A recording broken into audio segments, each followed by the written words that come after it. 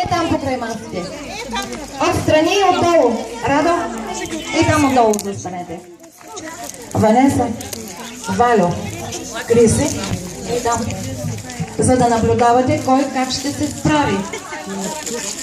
Дечета, искам да се дръпнете надолу, да отидете при другите деца и там.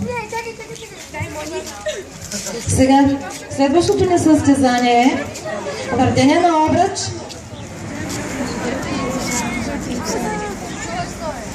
И пак лъжица с яйце. Ами то това е... Готови ли сме? Ще има. Ще има, стига да има желание. 3, 2, 1, старт!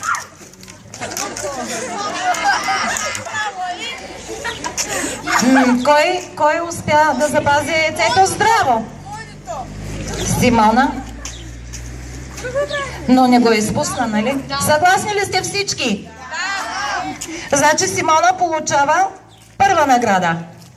Браво! Сега иска ли някой от бабите и от майките да пробва? Регламент е... Няма обръчи, има малко по-големи. Ако някой друг иска да опита, моля да заповяда. Има ли желаещи?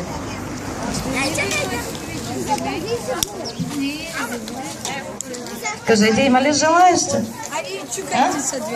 Я да пробва баба Данка. Айде пробвай. Не става. Ваниса, вървите горе на това. Я да видим баба Данка. Някой от мъжете иска ли да опита? И яйцето?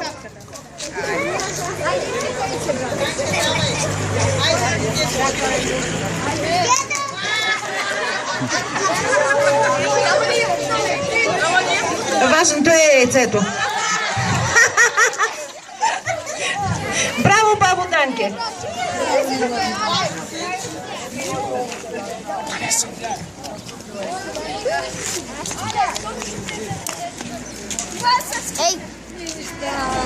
Сега искате ли малко музика?